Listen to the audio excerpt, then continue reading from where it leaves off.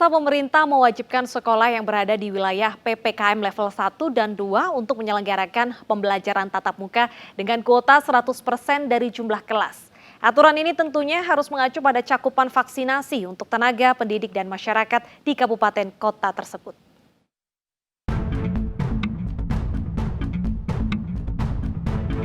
Mengawali tahun 2022, pemerintah mewajibkan pembelajaran tatap muka terbatas paling lambat semester 2 tahun ajaran 2021-2022. PTM terbatas diwajibkan untuk sekolah dari rentang pendidikan dini hingga tinggi.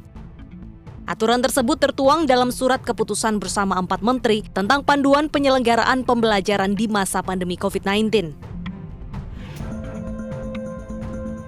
Sekolah yang berada di wilayah PPKM level 1 dan 2 wajib menggelar sekolah tatap muka setiap hari dengan jumlah siswa 100% dan durasi belajar diatur maksimal 6 jam.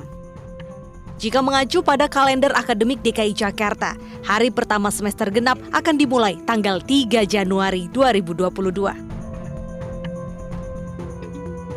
Menteri yang baru saja direvisi, maka diharapkan Januari kita sudah bisa memulai pembelajaran tatap muka secara full atau 100% ya. Tetapi beberapa hal yang harus dipastikan tetap protokol kesehatan, artinya anak-anak tetap pakai masker ya, tetap cuci tangan seperti itu, dan ada waktunya hanya maksimum 6 jam ya.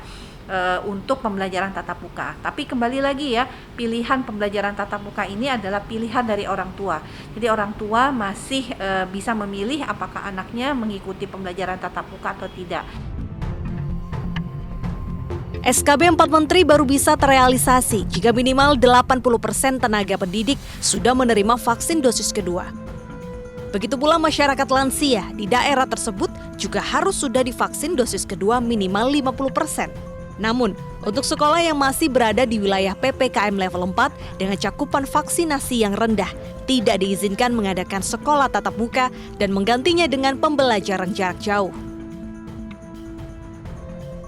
Tim Liputan iNews melaporkan. Lalu bagaimana kesiapan dari pihak sekolah dan juga orang tua siswa? Kita sudah terhubung dengan tim pengawas Sekolah SDN 02 Cideng, ada Ibu Murniati dan juga Mbak Stasia Kristi, ibu dari salah satu siswa yang akan segera memulai pembelajaran tatap muka. Selamat siang, ibu-ibu. Selamat siang. Baik, selamat siang, Mbak. Oke, saya ke Ibu Murniati terlebih dahulu. Apakah aturan SKB 4 Menteri ini sudah diterima dengan baik dan sudah ada persiapannya? Karena tanggal hari pertama ini tanggal 3 ya, Ibu? Iya, betul. Tanggal 3. Hari Senin besok. Oke, bagaimana kesiapan sekolahnya, Ibu? Insya Allah sekolah kami di SDN Cideng 02 pagi siap, tetapi tetap mengacu kepada SKB 4 Menteri, dan kami pun nanti akan disosialisasikan oleh Kepala Dinas. Kami dari pengawas tetap menunggu sosialisasi dulu dari Dinas Provinsi dan Sudin Pendidikan di kota. Maka kami baru melaksanakan dan menginfokan kepada kepala sekolah yang berada di Kecamatan Gambir yang utamanya, khususnya di daerah Jakarta Pusat 1. Jadi SKB 4 Menteri ini belum tersosialisasikan dan belum ada arahan secara langsung ya sejauh ini? Kami sudah terima, tapi nanti dari Dinas Pendidikan dan dilihat dari persentase vaksinasi siswa, kan sekarang belum semua. Di Kecamatan Gambir masih ada 3 sekolah yang belum, tapi insya Allah akan dilaksanakan paling lambat tanggal 1 Januari itu untuk SDN Petojo Selatan 01 dilaksanakan dari Polres Kecamatan Gambir. Untuk siswa di SDN 02 Cideng jadi sendiri apakah kalau mencapai sudah vaksinasi? persentasenya 80%, kami akan melaksanakan pembelajaran tatap muka selama 6 jam pelajaran, bukan 6 jam ya Mbak ya, 6 jam pelajaran. Kalau di SD itu 35 menit. kali 6 jam. Itu kalau memenuhi syarat. Baik. Dan untuk protokol kesehatannya insya Allah semua sekolah sudah siap. Baik, saya ke orang tua siswa. Tetap mengacu kepada. Iya, ada Mbak Stasia. Bagaimana Mbak, apakah sebagai orang tua sudah mendapatkan informasi terkait dengan tatap muka 100% dan setujukah Anda?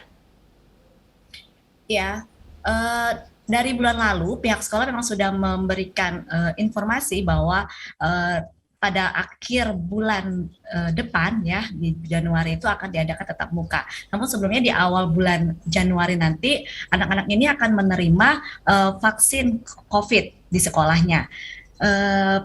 Saya sebagai orang tua ya secara pribadi saya sangat menyambut baik dan tentunya setuju terhadap pelaksanaan PTM terbatas ini karena saya merasa anak-anak sudah cukup lama nih sekolah secara online dengan segala hambatan dan keterbatasan yang ada. Jadi sekolah tatap muka ini akan memberikan pengalaman yang berbeda terhadap anak-anak itu ketika mereka dibandingkan dengan ketika mereka belajar online di rumah. Jadi sekolah tatap muka pasti memberikan pengalaman yang lebih menyenangkan buat anak-anak, mereka lebih bersemangat, mereka lebih bisa lebih fokus karena mereka dihandle langsung oleh guru mereka dan guru juga bisa lebih objektif gitu dalam menilai kualitas diri setiap anak didik mereka dalam memahami materi yang ada. Jadi selain itu anak-anak juga bisa bersosialisasi dan saya sebagai orang tua tentunya sangat mendukung tentang pelaksanaan PTM ini asalkan memang PTM terbatas ini dilaksanakan dengan penuh kehati-hatian, kemudian kewaspadaan dan tidak lengah baik dari pihak sekolah, dari pihak orang tua murid juga dalam memberikan pengertian kepada anak bahwa ketika nanti berangkat sekolah mereka harus benar-benar menerapkan protokol kesehatan secara ketat. Kemudian sekolah juga sudah dilengkapi dengan kesiapan mereka segala keperluan terkait dengan protokol kesehatan. Kemudian juga guru-gurunya juga sudah dites COVID ya secara berkala, itu bisa mengurangi meminimalisir lah kekhawatiran kami sebagai orang tua ketika nanti ingin melepas anak untuk belajar di sekolah seperti Baik. itu. Oke, dari pihak orang tua setuju dengan adanya wacana PTM nanti tahun depan. Kalau dari Ibu Murniati sendiri nanti jumlah siswa yang akan masuknya adalah 100%. Ini bagaimana pencegahan supaya tidak ada klaster baru, Ibu? Kami dari pendidikan atau Dinas Pendidikan Jakarta Pusat, khususnya Kecamatan Gambir, nanti akan kami sosialisasikan dulu ke kepala sekolahnya bagaimana anak-anak di sekolahnya sudah divaksin sampai 80% apa belum. Kan masih ada anak-anak yang belum divaksin keseluruhan. Misalnya jumlahnya 300 siswa, yang baru divaksin baru 220. Berarti 80 siswa kan belum. Jadi kalau seandainya tanggal 3 masuk pertama itu kan baru bagi raport ya, jadi kami menunggu sampai tanggal 1 nanti kalau sudah 80% dan menunggu sosialisasi dari dinas provinsi dan kota baru kami mensosialisasikan ke sekolah-sekolah yang ada di Kecamatan Gambir. Itu saja Mbak. Baik, oke. Mbak Stasia, sebagai orang tua, apa yang Anda persiapkan agar nanti putri Anda bisa bersekolah dengan sehat dan juga aman, Mbak? Ya, saya rasa yang namanya tanggung jawab untuk menciptakan lingkungan yang aman untuk anak belajar di sekolah itu tidak hanya tanggung jawab dari pihak sekolah, tetapi juga orang tua dari murid harus betul-betul bisa memberikan pemahaman kepada anak sejak di rumah. Jadi ketika anak sudah di sekolah, mereka sudah dibekali pemahaman bahwa nanti ketika di sekolah, mereka harus terus memakai masker. Kemudian mereka harus rajin cuci tangan atau menggunakan hand sanitizer. Kemudian mereka juga tidak boleh melakukan kontak fisik ataupun berbagi peralatan tulis menulis atau sharing makanan atau minuman gitu ya kepada temannya. Nah, pengertian ini yang sudah dibawa oleh anak dari rumah itu tentunya akan mendukung proses belajar mengajar yang aman di sekolah, karena saya yakin sekolah pun juga pasti sudah mempersiapkan segala keperluan terkait protokol kesehatan seperti alat ukur suhu, kemudian masker, kemudian menerapkan area wajib masker ya secara ketat di area sekolah sepanjang proses belajar mengajar.